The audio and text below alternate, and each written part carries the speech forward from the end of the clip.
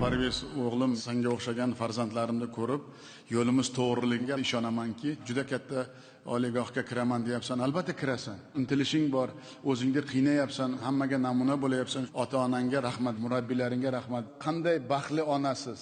Farzandni shunday voyaga yetkazganing uchun men sizdan minnatdorman. Buxoroy sharif deydi Buxoroni. Shariflikka munosib farzand yetkazibsiz.